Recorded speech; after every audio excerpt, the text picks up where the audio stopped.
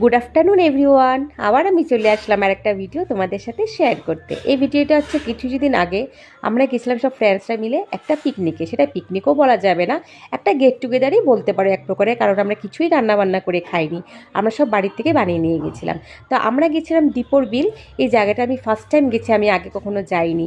যাওয়ার আগে আমি ভাবছিলাম যাবো কি যাবো না কেমন জায়গা, বাট গিয়ে দেখলাম এত সুন্দর একটা নেচারাল প্লেস। হ্যাঁ, আজকাল টাউনের মধ্যে এমন ধরনের একটা নেচারাল প্লেস পাওয়া খুবই কষ্টকর। তো সেই জায়গায় গিয়ে যে মনটা মুগ্ধ হয়ে গেল। দেখুন, সকাল সকাল 10টার সময় আমরা বেরিয়ে পড়েছি, বাস পৌঁছে গেলাম 11টার ভিতরে। পৌঁছে গিয়ে দেখুন সবাই বেড কভার নিয়ে গেছিলাম, বেড কভার পেতে নিয়ে সবাই আমার খাওয়া যেগুলো বানিয়ে নিয়ে গেছি, কারণ আমরা প্ল্যানিং করেছিলাম যে আমরা কেউ বাইরে থেকে কিছু কিনে খাবো না, আমরা সবাই বাড়ি থেকে প্রত্যেকে কিছু না কিছু আইটেম বানিয়ে নিয়ে যাব।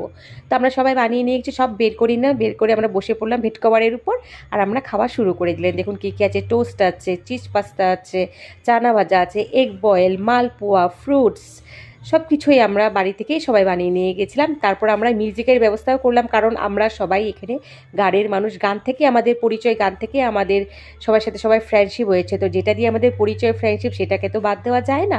তাই আমরা মিউজিকের ব্যবস্থা করলাম। দেখুন সবাই আমরা গান করেছি, একটা করে সবাই আনন্দ ফুর্তি করলাম, নাচ গান। সত্যি সেই দিনটা যে একদম মেমোরেবল হয়ে গেছে। এত সুন্দর একটা পরিবেশ, এত সুন্দর একটা সিচুয়েশন, আমার যে এত ভালো লাগছিল।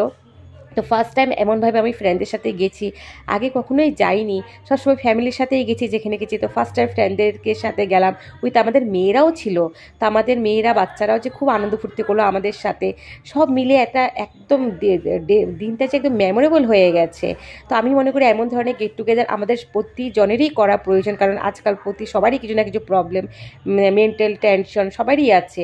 এ ধরনের যদি আমরা গেট টুগেদার করি, আমাদের অনেক টেনশন থেকে আমরা রিল্যাক্স পাবো, মাইন্ডটাও একটা স্যাটিসফ্যাকশান পাই আর কি, আনন্দ ফুর্তি করলে মেন্টাল স্যাটিসফ্যাকশান। তো সব মিলে আমি বলবো যে এই দিনটা একটা মেমোরেবল ডে হয়েছিল। এই ধরনের গেট টুগেদার আমি আগেও করবো, এই ধরনের আমরা প্ল্যানিং করেছি। তো যাই হোক, ভিডিওটা আপনাদের ভালো লাগে লাইক কমেন্ট শেয়ার করুন, আমার পাশে থাকুন। থ্যাংক ইউ সো মাচ ভিডিওটা দেখার